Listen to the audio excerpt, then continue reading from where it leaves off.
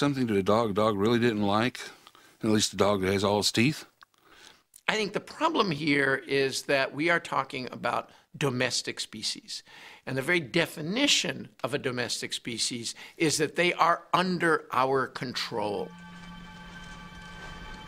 So my problem with zoophilia is that it is a one-way street. It is not the animal who is choosing to have a sexual relationship with us. It is we who are imposing a sexual relationship upon the animal.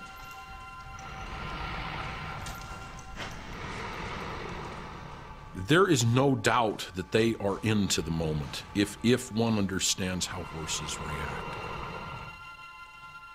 I mean, sex is pretty straightforward, folks. Member A goes into slot B.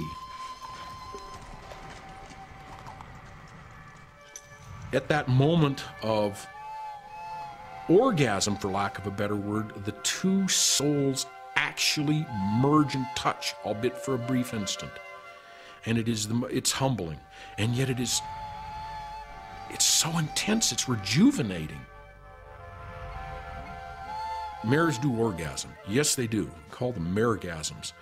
And when a mare orgasms, a lot of times, well, they will, you can feel their muscles tense up and they kind of oomph, for lack of a better word. And yes, they orgasm. There's no doubt.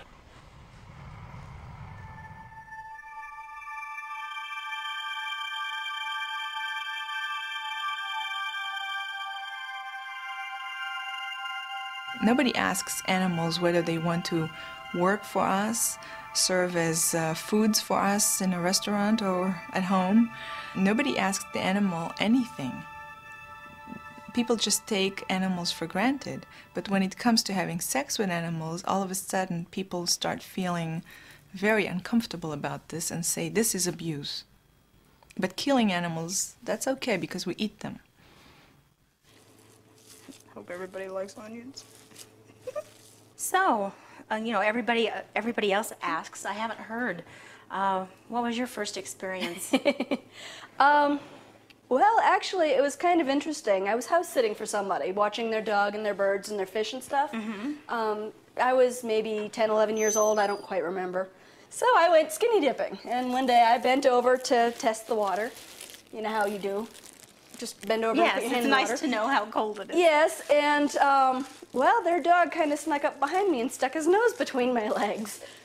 Needless to say, I was a little bit surprised, but I was like, that feels good. But then he decided he wanted a little more, so he jumped on. And at that point, I learned what it was to lose your virginity.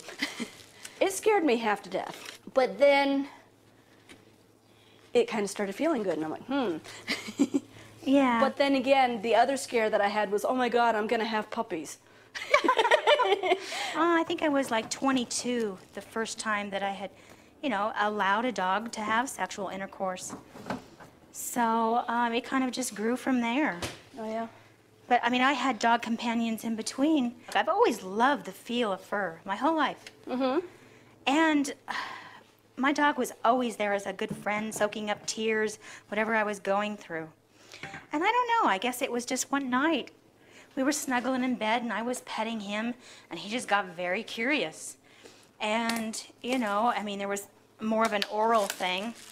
And, I mean, I became kind of curious about him.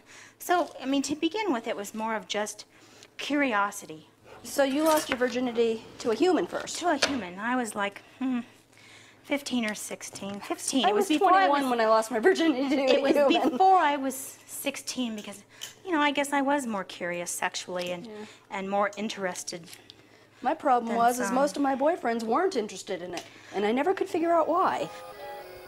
Ellie did eventually meet Ken, who shares her sexual preference. Oh, we need to grab a couple handfuls of that smaller stuff. Okay. There, and I'll get some of this. I was technically a virgin until I was 29 years old. I was a zoophile up until then, and I just basically didn't have much interest in other members of my own species as far as a life bond or anything. But when I met Ellie here, we clicked. It was the one person that I felt within a week, probably, after I met her, we were meant to be together. There you go.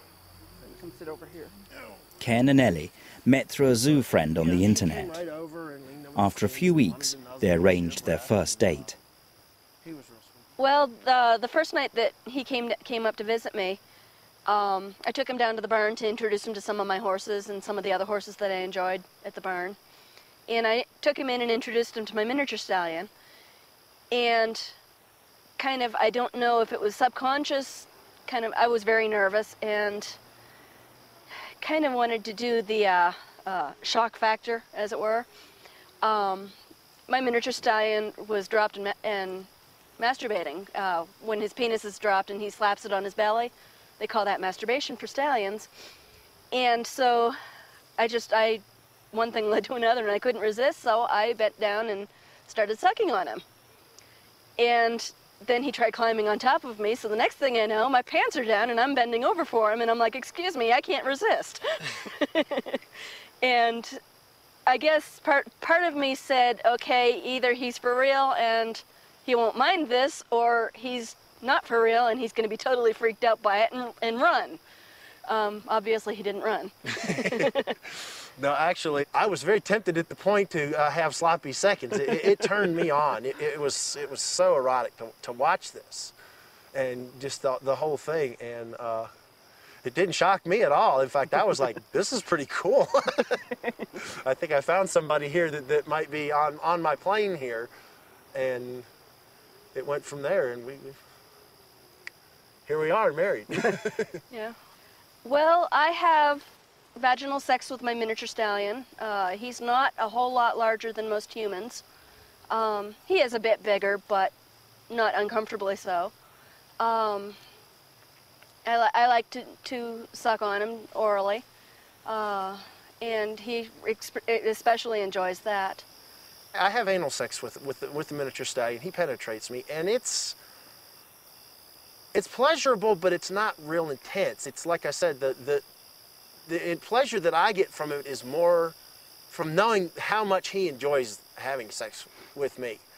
He tends to tell me about it. He talks a lot. He grunts and wickers and blows in my ear, etc. And that is very erotic to me, more so than the physical sex. When he's courting me, as it were, trying to entice me to bend down or kneel down, he does a lot of, I call it a hubba hubba. He just kind of goes and makes this little hubba hubba noise to me, and then once he's in, I mean, for every stroke that he does, he makes this big grunting noise, and then when he orgasms, he makes an even bigger grunting noise. And he tends to like to hold on with his teeth, and I actually have some scars on my back from where he's bitten onto me, just hanging on. They do the same thing with mares when they have sex, and only mares have fur to hang on.